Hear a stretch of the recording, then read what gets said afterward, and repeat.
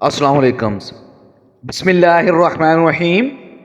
حضرت عقبہ بن عامر رضی اللہ تعالی عنہ وہ دیکھو رسول مقدس صلی اللہ علیہ وآلہ وسلم انتظار کے بعد یثرب کے ٹیلوں پر سے نمودار ہو رہی ہیں۔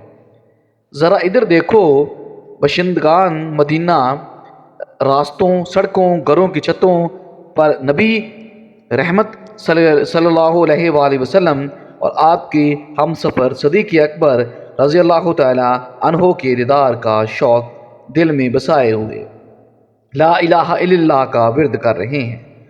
نعرہ تکبیر سے فضائے مدینہ گونج رہی ہے۔ مدینہ طیبہ کی چھوٹی چھوٹی بچیاں اپنے ہاتھوں میں دف پکڑے پورے شوق سے یہ ترانہ گا رہی ہیں۔ طالع البدری، جس کا مطلب ہے کہ ہم پر 14ویں کا چاند سنیات الوداع کی طرف سے طلوع ہوا۔ ہم پہ شکر واجب ہے کہ بلانے والے نے ہمیں اللہ کی طرف بلایا۔ اللہ اللہ، کیا عجیب منظر ہے! رسول اقدس صلی اللہ علیہ وآلہ وسلم کی سواری لوگوں کے درمیان سے کس باوقار انداز سے گزر رہی ہے۔ مشتاق نگاہیں خوشی کے آنسو بہا رہی ہیں، دلوں میں شوق دیدار انگڑائیاں لے رہا ہے، لبوں پہ دلاویز مسکراہٹیں پھیلی ہوئی ہیں، لیکن حضرت عقبہ بن عامر رضی اللہ تعالی عنہ رسول اقدس صلی اللہ علیہ وآلہ وسلم کے استقبال کی سعادت حاصل نہ کر سکے، کیونکہ یہ آپ کی آمد سے پہلے بکریاں چرانے جنگل کی طرف روانہ ہو چکے تھے، اس لیے کہ مدینہ منورہ میں بکریاں چرانے کے لیے کوئی انتظام نہ تھا۔ خطرہ تھا کہیں بکریاں بھوک کی وجہ سے ہلاک نہ ہو جائیں۔ اس دنیا فانی میں یہی بکریاں ان کی کل کائنات تھی، لیکن رسول صلی اللہ علیہ وآلہ وسلم کی تشریف آوری کا چرچا صرف مدینہ طیبہ میں ہی محدود نہ رہا، تھوڑی ہی عرصے میں مدینہ کے قریب وہ جوار کی وادیوں میں آپ کے تشریف لانے کی خبر پھیل گئی۔ یہ خوشگن خبر حضرت عقبہ بن عامر رضی اللہ تعالی عنہ رسول کریم صلی اللہ علیہ وآلہ وسلم کے ساتھ اپنی ملاقات کا منظر یوں بیان کرتے ہوئے فرماتے ہیں: جب رسول اقدس صلی اللہ علیہ وآلہ وسلم مدینہ منورہ تشریف لائے، میں اس وقت دور دراز جنگل میں اپنی بکریاں چرا رہا تھا۔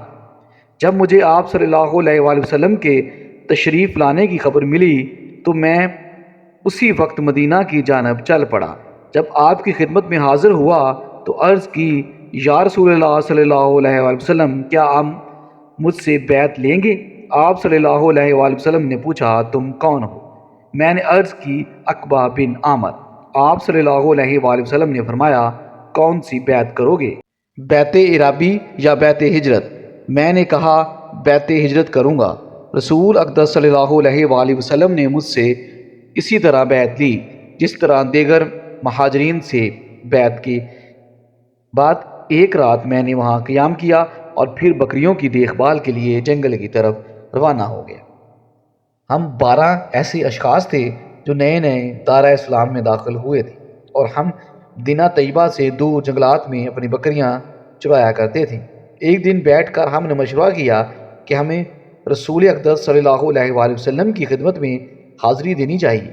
اگر ہم نے ایسا نہ کیا تو یہ ہمارے حق میں بہتر نہ ہوگا، ہم دینی تعلیم سے محروم رہ جائیں گے اور نہ ہی اس وحی الہی سے فیضیاب ہو سکیں گے جو آپ پر نازل ہو رہی ہیں۔ ایسا کریں گے کہ ہم میں سے ہر روز ایک ساتھی مدینہ طیبہ جائے اور اس کی بکریوں کی ذمہ داری ہم سب پر ہوگی، اور جو کچھ وہ رسول اقدس صلی اللہ علیہ وآلہ وسلم سے دینی مسائل سنے وہ ہمیں آ کر بتائے۔ حضرت عقبہ بن عامر رضی اللہ تعالی عنہ کہتے ہیں کہ میں نے اپنے ساتھیوں سے کہا: تم یکے بعد دیگر مدینے جاؤ اور جانے والے اپنی بکریاں میرے سپرد کرتے جائیں، میں انہیں چرانے اور دیکھ بھال کی ذمہ داری بخوشی قبول کرتا ہوں۔ میری اس وقت دلی کیفیت یہ تھی کہ مجھے اپنی بکریوں سے بہت پیار تھا، میرا دل نہیں چاہتا تھا کہ اپنی بکریاں کسی کے سپرد کروں۔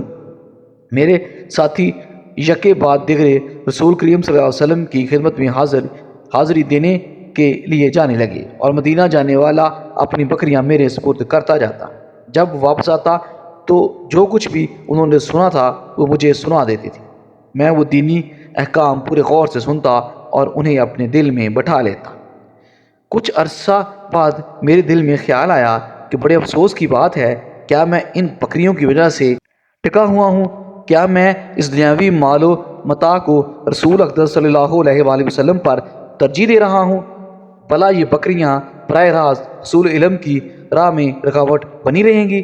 یہ سوچ کر میں نے اپنی بکریاں وہیں چھوڑیں اور مدینہ طیبہ کی طرف چل دیا تاکہ مسجد نبوی میں قیام کروں اور براہ راست رسول کریم صلی اللہ علیہ وآلہ وسلم سے دینی علم حاصل کروں۔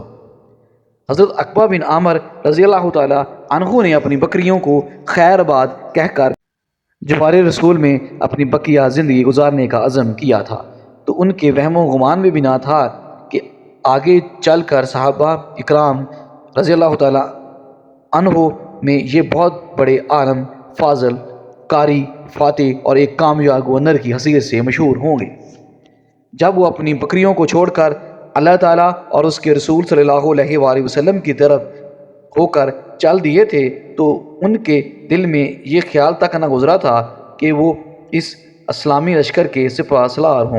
ایسے امام الدنیا عروس البلاد یعنی دمشق کو فتح کرنے کا عظیم شرف حاصل کرنا ہوگا، اور وہ دمشق کے مشہور دروازے باب پوماہ کے نزدیک سرسبز شاداب باغات میں بنے ہوئے ایک عالی شان گھر میں سکونت پذیر ہوں گے۔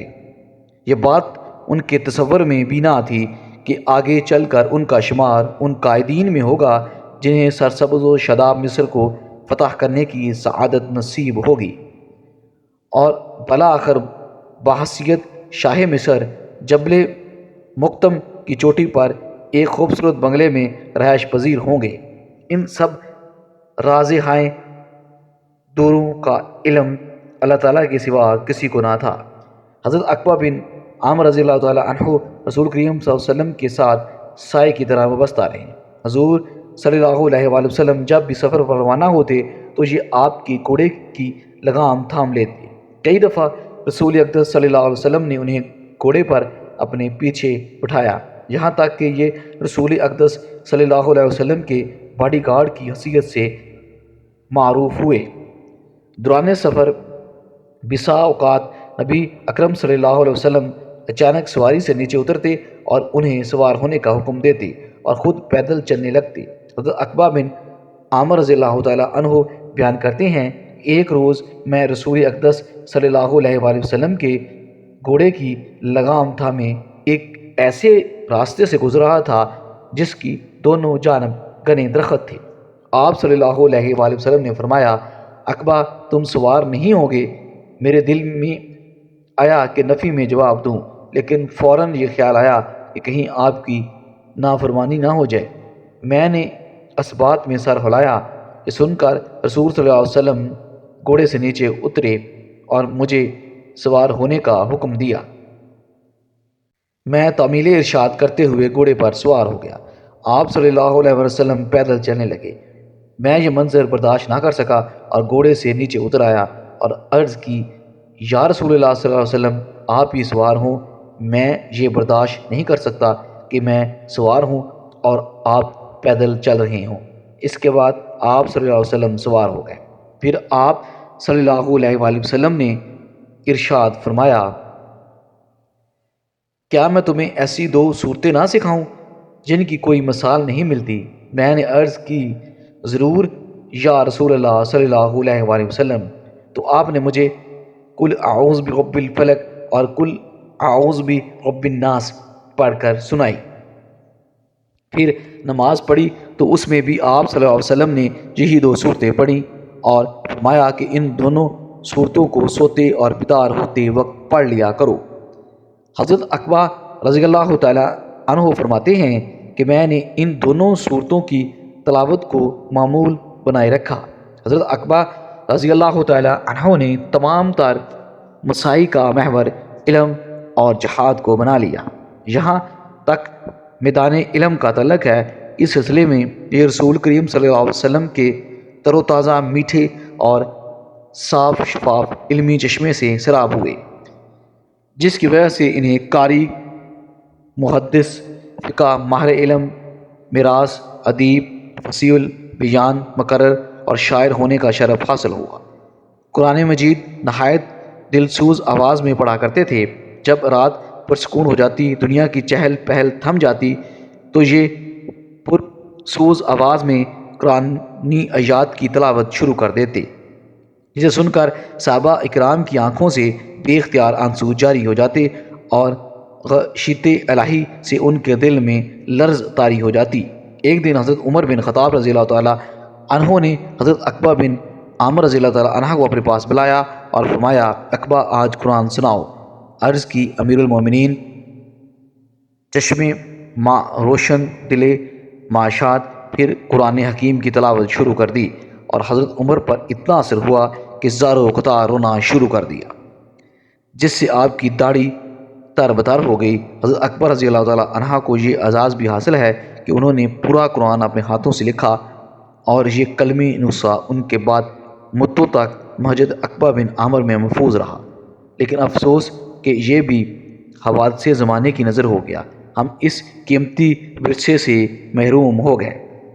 یہاں تک جہاد کا تعلق ہے، آپ کو یہ معلوم ہونا چاہیے کہ حضرت عقبہ بن عامر رضی اللہ تعالیٰ عنہ غزوہ احد کے سوا دیگر تمام غزوات میں شریک ہوئے۔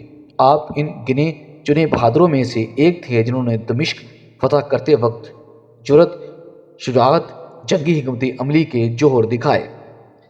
اسلامی لشکر کے قائد ابو عبیدہ بن جراح رضی اللہ تعالیٰ عنہ نے ان کے جنگی کارناموں سے متاثر ہو کر اپنا خصوصی نمائندہ بنا کر امیر المومنین عمر فاروق رضی اللہ تعالیٰ عنہ کی طرف دمشق کی نوید فتح سنانے کے لیے مدینہ منورہ بھیجا۔ انہوں نے 8 روز میں مدینہ پہنچ کر فتح دمشق کی خوشخبری سنائی اور عظیم اسلامی لشکر کا سپہ سالار ہونے کا اعزاز بھی حاصل کیا۔ اس کارنامے کے صلے میں امیر المومنین حضرت معاویہ رضی اللہ تعالیٰ عنہ بن ابی سفیان رضی اللہ تعالیٰ عنہ نے انہیں 3 سال کے لیے مصر کا گورنر بنا دیا۔ پھر انہیں بحیرہ بیس کے جزیرے رودس کو فتح کرنے کے لیے روانہ کیا۔ حضرت عقبہ بن عامر رضی اللہ تعالیٰ عنہ نے وہ تمام احادیث زبانی یاد کر لی تھیں جن میں جہاد کا ذکر تھا۔ وہ تیر اندازی کے بڑے ماہر تھے۔ جب کبھی دل میں کھیل کا شوق پیدا ہوتا، تیر اندازی کر کے اپنا دل بہلا لیتے۔ جب حضرت عقبہ بن عامر رضی اللہ تعالیٰ عنہ مرض الموت میں مبتلا ہوئے، اپنے بیٹوں کو پاس بلایا اور انہیں یہ وصیت کی کہ میرے بیٹو، میں تمہیں 3 چیزوں سے منع کرتا ہوں، ان سے اجتناب کرنا: غیر سکا روی کی حدیث کو قبول نہ کرنا، پھٹے پرانے کپڑے پہن لینا لیکن کسی سے قرض نہ لینا، شعر گوئی میں دلچسپی نہ لینا، کیونکہ اس سے تمہارے دل قرآن مجید کی تلاوت سے غافل ہو جائیں گے۔ جب آپ رضی اللہ تعالیٰ عنہ وفات پا گئے تو انہیں جبل معظم کی بلائی سطح پر دفن کیا گیا اور ان کا چھڑا ہوا مال دیکھا گیا تو اس میں تقریباً 70 کمان تھے اور ساتھ یہ وصیت نامہ لکھا ہوا تھا کہ یہ تیر اللہ کی راہ میں وقف کر دیے جائیں۔ اللہ سبحانہ تعالیٰ اس بلند پائے عالم، فاضل، قاری، محدث، مرد مجاہد، غازی حضرت عقبہ بن عامر رضی اللہ تعالیٰ عنہ کے چہرے کو روز قیامت تر و تازہ کرے۔ آمین ثم آمین۔ محترم ناظرین کرام، عربوں کے متعلق یہ بات تو آپ سب ہی جانتے ہیں کہ قبل اسلام زمانہ جاہلیت میں عرب بتوں کو اپنا خدا سمجھتے تھے اور ان کو پوجتے تھے۔ اس وقت ان کے 3 بڑے بت تھے جن کو وہ دیوتاؤں کا سردار مانتے تھے، جن کے نام لات، منات اور عزا تھے۔ ان تینوں میں سے آج ہم آپ کو عزت نامی دیوی کے متعلق بنائیں گے۔ عزت سردار دیویوں میں سے ایک تھی۔ مکہ اور طوائف کے درمیانی راستے میں وادی نخلا ہے اور وادی نخلا میں ہی عزا کا مندر ہے۔ وادی نخلا وہی جگہ ہے جہاں حضور کریم صلی اللہ علیہ وسلم کی ملاقات جنوں کی ایک گروہ سے ہوئی تھی اور انہوں نے آپ صلی اللہ علیہ وسلم کی دعوت پر اسلام قبول کیا تھا۔ قریش اور دوسرے قبائل وادی نخلا میں مذہبی رسومات پوری کرنے کے لیے آتے تھے۔ اس عزت دیوی کے مندر میں تمام لوگ عزت دیوی کے لیے جانوروں کی قربانی بھی دیا کرتے تھے۔ اسی مندر میں چڑھاوے بھی آتے تھے۔ باقی تمام بتوں کی نسبت اعضاء کی بہت زیادہ عزت و تکریم کی جاتی تھی۔ روایات سے پتہ چلتا ہے کہ عزت دیوی ایک شیطان عورت تھی اور اس کی رہائش وادی نگلا میں پائے جانے والے ایک 3 جاؤ کے درخت پر تھی۔ اس کے اندر چونکہ شیطانی طاقتیں موجود تھیں تو انہی کے بل پر وہ عزت دیوی کے بتوں سے آوازیں نکالتی تھی، جن کو عرب قبائل سن کر اس کے اندر کی قوتوں پر اعتبار رکھتے تھے۔ انہی قوتوں میں اللہ تعالیٰ نے حضرت محمد صلی اللہ علیہ وسلم کو معبوس فرمایا اور آقائے دو جہاں حضرت محمد صلی اللہ علیہ وآلہ وسلم نے لوگوں کو بتوں کی پوجا سے منع فرمایا۔ قریش کو یہ بات اچھی نہ لگی اور انہوں نے آپ کی ہر بات کی تردید کی۔ فتح مکہ کے وقت حضور اکرم صلی اللہ علیہ وآلہ وسلم نے خانہ کعبہ میں موجود تمام بتوں کو توڑ دیا، لیکن عزت دیوی کے مندر میں موجود بت اس وقت تک وہاں سلامت تھا اور اس کے ماننے والے عقیدت مند اس کی پوجا اسی زور و شور سے کر رہے تھے۔ چنانچہ عزت دیوی کے بت کو توڑنے کے لیے حضرت محمد صلی اللہ علیہ وآلہ وسلم نے حضرت خالد بن ولید رضی اللہ تعالی عنہ کو، جن کو سیف اللہ کا خطاب دیا جاتا ہے، منتخب کیا۔ حضرت خالد بن ولید رضی اللہ تعالی عنہ 30 گڑھ سواروں کے ہمراہ وادی کی طرف روانہ ہوئے۔ حضرت خالد بن ولید رضی اللہ تعالی عنہ اسلام کے سب سے بڑے سپہ سالار کی حیثیت سے بھی مشہور ہیں۔ ناظرین گرامی، حضرت خالد بن ولید رضی اللہ تعالی عنہ نے 125 جنگوں میں حصہ لیا اور کسی ایک جنگ میں بھی شکست نہیں کھائی۔ یہ حضرت خالد بن ولید رضی اللہ تعالی عنہ ہی تھے جنہوں نے کیسر و کسرا جیسی بڑی سلطنتوں کو تباہ کر کے مدینہ جیسی چھوٹی ریاست کو عالمی ریاست کا درجہ دیا۔ حضرت محمد صلی اللہ علیہ وآلہ وسلم نے جنگ موتا میں حضرت خالد بن ولید رضی اللہ تعالی عنہ کی بے مثال بہادری کے جوہر دیکھے تو آپ صلی اللہ علیہ وآلہ وسلم نے حضرت خالد بن ولید رضی اللہ تعالی عنہ کو سیف اللہ کا خطاب دیا، یعنی حضرت خالد رضی اللہ تعالی عنہ اللہ کی تلوار کے نام سے مقبول ہوئے۔ اس بار حضرت خالد بن ولید رضی اللہ تعالی عنہ جس قوت سے برسرے پیکار ہونے جا رہے تھے، اس شیطانی قوت کی حقیقت صرف اللہ عز و جل یا اللہ کے نبی حضرت محمد صلی اللہ علیہ وآلہ وسلم ہی جانتے تھے۔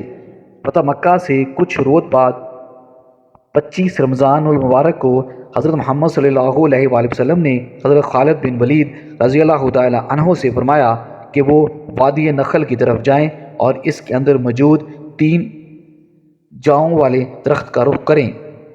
جب وہ 3 جاؤں والے درخت پا لیں تو ان میں سے پہلے 3 جاؤں والے درخت کو کاٹ دیں۔ ناظرین کرام، آپ کو بتاتے چلیں، جاؤ سے مراد ایسا درخت ہے جو خود روح ہوتا ہے۔ اس کو انگلش میں ٹیمپرس کہتے ہیں۔ یہ کسی بھی جگہ بنا آب پاری کے خود بخود اگنے لگتا ہے۔ حضرت خالد بن ولید رضی اللہ تعالی عنہ نے وادی نخلا کی طرف سفر باندھا اور وہاں 3 جاؤ والے درخت کو تلاش کر کے ان میں سے پہلے جاؤ والے درخت کو کاٹ دیا۔ جب حضرت خالد بن ولید رضی اللہ تعالی عنہ اس عمل کو انجام دینے کے بعد حضرت آقائے دو جہاں صلی اللہ علیہ وآلہ وسلم کی خدمت میں تشریف لائے تو آپ صلی اللہ علیہ وسلم نے فرمایا کہ جب تو نے اس درخت کو کاٹا تو کیا تمہیں کچھ دکھائی دیا تھا یا کوئی ایسی بات ہوئی تھی جو تمہیں غیر معمولی محسوس ہوئی؟ اس کے جواب میں حضرت خالد بن ولید رضی اللہ تعالی عنہ نے عرض کیا کہ نہیں یا رسول اللہ صلی اللہ علیہ وآلہ وسلم، مجھے وہاں کچھ بھی عجیب یا غیر معمولی محسوس نہیں ہوا۔ اس پر حضرت محمد صلی اللہ علیہ وآلہ وسلم نے فرمایا کہ تم واپس جاؤ اور وادی نخلا کے 3 چھاؤں والے درخت میں سے دوسرا درخت کاٹ دو۔ حضرت خالد بن ولید رضی اللہ تعالی عنہ نے حضور اکرم صلی اللہ علیہ وسلم کے حکم کی تعمیل کرتے ہوئے وادی نخلا کے 3 چھاؤں والے دوسرے درخت کو بھی کاٹ دیا۔ واپس جب خدمت اقدس صلی اللہ علیہ وسلم میں پہنچے تو آقا دو جہاں صلی اللہ علیہ وسلم نے پھر سے وہی سوال دہرایا کہ اے خالد، کیا دوسرے درخت کو کاٹنے پر تجھے کوئی آواز آئی یا تم نے کچھ غیر معمولی دیکھا؟ اس بار بھی حضرت خالد بن ولید رضی اللہ تعالیٰ عنہ نے نفی میں ہی جواب دیا۔ آقا دو جہاں صلی اللہ علیہ وآلہ وسلم نے فرمایا کہ واپس جاؤ اور تیسرے 3 چھاؤں والے درختوں کو بھی کاٹ ڈالو۔ حضرت خالد بن ولید رضی اللہ تعالیٰ عنہ جب اس مرتبہ حکم کی تعمیل کے لیے وادی نخلا میں آئے تو دیکھا کہ ایک بدصورت شکل شیطان عورت وہاں کھڑی ہے، جس نے خوفناک حالت میں اپنے بال پھیلا رکھے ہیں اور انتہائی غصے کی حالت میں اپنے دانت پیس رہی ہے، اور اس عورت کے پیچھے ہی عزت دیوی کے مندر کا محافظ بھی چلا آ رہا ہے، اور اس کا نام دیبیہ بن سلمہ تھا۔ جب دیبیہ نے حضرت خالد بن ولید رضی اللہ تعالیٰ عنہ کو دیکھا تو اس بدصورت شکل شیطان عورت سے یوں مخاطب ہوا کہ اے عزا، خالد پر زور سے حملہ کرو اور خبردار پیچھے نہ ہٹنا، اپنی اوڑھنی اتار ڈال، کیونکہ آج اگر تم نے خالد پر حملہ کر کے اس کو قتل نہ کیا تو یہ تمہیں شدید ذلت سے دوچار کر دیں گے۔ حضرت خالد بن ولید رضی اللہ تعالیٰ عنہ نے جب یہ سنا تو عزا سے اس طرح مخاطب ہوئے کہ اے عزا، میں تجھے پاک اور مقدس نہیں مانتا، اور میں دیکھ رہا ہوں کہ اللہ نے تجھے ذلیل و رسوا کر دیا ہے۔ یہ کہہ کر حضرت خالد بن ولید رضی اللہ تعالیٰ عنہ نے عزا پر حملہ کر دیا اور اپنی تلوار سے اس کے سر پر وار کیا۔ حضرت خالد بن ولید رضی اللہ تعالیٰ عنہ نے وار کے بعد جب دیکھا تو وہ شیطان عورت جل کر راکھ بن چکی تھی۔ حضرت خالد بن ولید رضی اللہ تعالیٰ عنہ نے اس کی رہائش والے 3 چھاؤں کے درختوں کو بھی کاٹ ڈالا اور دیوی کے مندر کے محافظ دبیہ ابن سلمہ کو بھی قتل کر دیا اور اس برائی کو ہمیشہ کے لیے جڑ سے اکھاڑ پھینکا۔ اس کے بعد جب حضرت خالد بن ولید رضی اللہ تعالیٰ عنہ آقا دو جہاں صلی اللہ علیہ وآلہ وسلم کی خدمت میں حاضر ہوئے اور یہ سارا واقعہ آپ صلی اللہ علیہ وآلہ وسلم کے سامنے بیان کیا تو آپ صلی اللہ علیہ وآلہ وسلم نے اس واقعے کو سننے کے بعد فرمایا کہ اے خالد، یہ عزا ہے، اب آئندہ عربوں میں عزا نہ ہوگی اور نہ ہی عزا کی عبادت کی جائے گی۔